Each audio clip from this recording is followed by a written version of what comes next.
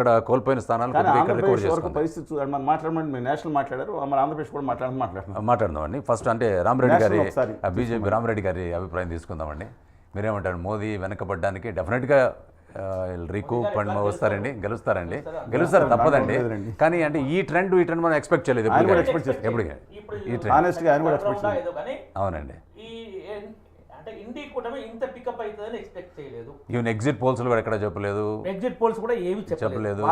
Pre poles కూడా పెద్ద ఎక్కువ ఏం చెప్పలేదు. ప్రీ పోల్స్ అక్కడక్కడ కొన్ని ఆర్టికల్స్ వచ్చినా కానీ కొంత అనలిస్ట్ చెప్పినా కానీ చెప్పలేదండి. అది ఇక్కడ ముఖ్యంగా నార్త్ వెస్ట్లో బీజేపీ ఎన్డీఏ అనుకున్న స్థానాల్లో లీడ్ కనబడట్లేదు. ఇది ఎర్లీ అయినా అవునండి క్లియర్గా ఎన్డీ కూటమి కూడా దాదాపు 200 స్థానాలు వచ్చే అవకాశాలు కనిపిస్తున్నాయి ఈ ట్రెండ్ ప్రకారంగా. ఎన్డీఏకు 300 స్థానాలు, ఇతరులకు 20-30 స్థానాల లాగా కనపడుతుంది. ఇది ఒకటేంటంటే 2 పాయింట్స్ అని స్పష్టంగా మాట్లాడుకోవాలి. మూడవసారి ఎన్డీఏ మోడీ గారి నాయకత్వంలో మూడవసారి వరుసగా గెలవబోతుంది ఈ ట్రెండ్ ప్రకారంగా. అనుకున్న స్థానాలు రావట్లేదు. 2 పాయింట్లు దేనికదే మాట్లాడుకోవాలి. మూడోసారి వరుసగా గెలవ, ఇప్పుడు వైసీపీ 151 స్థానాలు వచ్చి ఇప్పుడు 50 స్థానాలు కూడా రాని పరిస్థితి ఒక్కసారికే. దాంతో ఇట్లా చూసుకుంటే ఏదైనా సెకండ్ టైం రావడం కానీ థర్డ్ టైం కూడా వస్తుంది. కానీ ఏదైతే అప్కీ బార్ 400 పార్ అట్లా అనుకున్నామో ఆ విధంగా రావట్లేదు.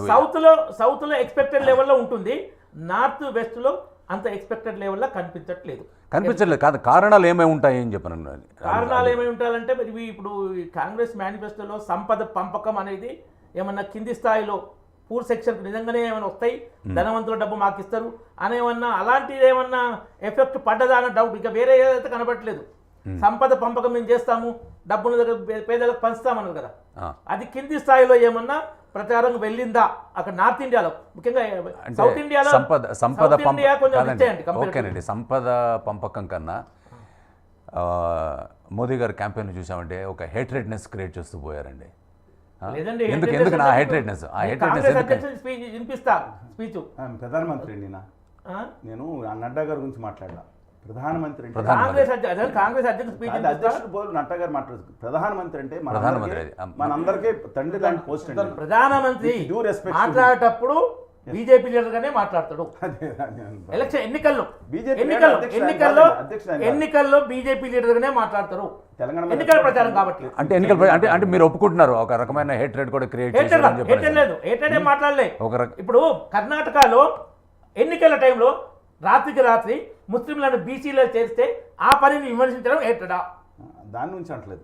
మరి ఎక్కడన్నా కాదండి చెప్తాను, బీసీల ఎస్టీల రిజర్వేషన్ తీస్తామని అమిత్ షా గారు అన్నరా? ఆ వీడియో ఎట్లా తయారు చేశారు? ఫేక్ వీడియో ఎవరు చేశారు? అదే మీరు చెప్తున్నట్టుగా టాపిక్ వేరే వెళ్ళిపోతున్నారు. దీన్ని కౌంటర్ చేయడంలో మాట్లాడారు. తర్వాత దానికి కౌంటర్గా ఏం మాట్లాడడం? ఫస్ట్ కాదండి, ఫస్ట్ ఫేజ్ ఆఫ్ ఎలక్షన్స్ కాగానే మొత్తం ట్రెండ్ చేంజ్ చేశారు. హేట్రెడ్నెస్ మొదలైంది. బుల్డోజర్స్ తోటి అయోధ్య రామాలయం కూల్చేస్తారు, లేదా మంగళసూత్రాలు తెంపుకుపోతారు, లేదా పిల్లలు ఎక్కువ ఉన్న వాళ్ళకందరికీ ప్రాముఖ్యత ఇస్తారు. ఇటువంటివన్నీ ఇండైరెక్ట్గా ఒక రకమైన హేట్రెడ్ క్రియేట్ చేస్తూ వచ్చారండి. అది దేశ ప్రజలంతా గమనిస్తూనే ఉన్నారు.